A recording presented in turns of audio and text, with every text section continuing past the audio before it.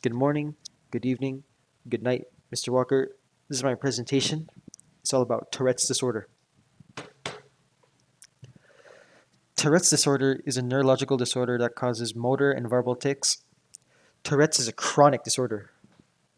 I chose this disorder because I used to have some motor and vocal tics back in the fifth grade. I used to do this and used to dart my eyes all around the place and stuff. It was weird. All right. And I saw some videos on a Tourette's guy. He had Tourette's. I think he has Tourette's. He might be faking it, but that is yet to be confirmed. The DSM categorizes Tourette's into three categories: Tourette's disorder, persistent motor or tic disorder, and provisional motor or tic disorder. Tourette's disorder is the most severe, while provisional motor or tic disorder has the least symptoms. So, more severe, less severe. This is mid. Tourette's disorder's short-term symptoms are motor and verbal tics.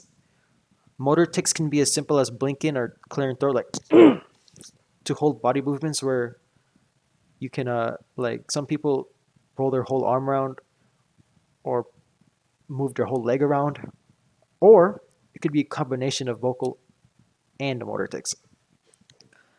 Long-term symptoms are generally not caused by Tourette's itself, but it's caused by the impact Tourette's has to the person's relationships and social skills. Tourette's is a disorder because it causes significant dysfunction that can last for years and it cannot be controlled. Attempting to control a tic is like trying to hold a sneeze in. It's almost impossible. Tourette's also affects society because it can be a bit disturbing. Some tics can be very loud or aggressive. You could be shouting in a library or during a test. It can be very disruptive. Masking tics is possible, but it's like holding a sneeze, all right? People report feeling panicky after holding a tic. It's like the feeling is kind of like holding your breath in. It's really, really uncomfortable. It's almost impossible to hold a tic in for very long. It's only possible for short term. Perception. People with Tourette's are often bullied or treated as outcasts because they do or say or act out things that can be startling to many. Because of this, many people with Tourette's lack social skills and find it hard to get into relationships. People know about Tourette's disorder, but the only thing they know about it is that people yell random stuff and then just move their arms around, flap their arms around and stuff. Like I think this guy right here probably thinks that. This guy probably doesn't. He's smart. Sweet Anita is a streamer on Twitch that positively represents Tourette's disorder. Her streams are extremely well received. She does not use Tourette's as a source of fame, as her non-Tourette stuff are what people try to watch. And a fun fact, she went to physical school for only 1 year because she was saying some really racist stuff. Her tics were saying some racist stuff. Not her though. Not her. She's not racist. This is the opposite of her. This is tics and roses. All right, tics and roses is a negative portrayal of Tourette's disorder. She faked Tourette's to promote her business. She was eventually caught, but the damages had been done. People on TikTok began a Tourette's Red Scare and accused people with actual Tourette's of faking it. Treatment.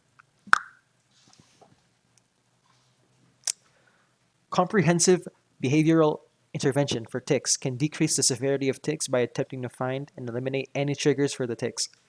CBIT also attempts to help the tics be less disruptive to society by implementing physical changes to a person's environment, such as moving their desk to the back of the room in order to reduce distractions in the classroom, which is kind of discrimination though, but it works. Medication can help reduce the severity of tics. Many medications that treat tics often are ADHD and OCD medicines. Botox can be used to physically stop muscle groups from ticking. So let's say someone has a tick where they move your toe up and down 5 times in a row.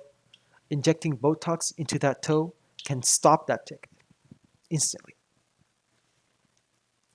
I recommend medication. Medications such as Adderall could theoretically treat both Tourette's and ADHD that commonly accompanies Tourette's. Various testimonies show that medications do work and they work very effectively, but they have some side effects. Living life normally. Maintaining good psychological health is beneficial in every single way. Not having good psychological health actually increases tick severity, is a fact, and it can even generate new tics. True.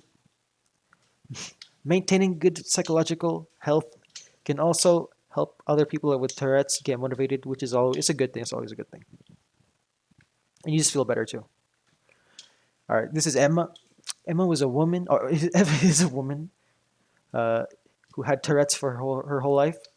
She used to be super embarrassed about her Tourette's. She used to hide it all the time from her friends. She doesn't even like the word Tourette's before, but now she completely accepts Tourette's, and she's a role model now. Her life was radically changed by the change, bro.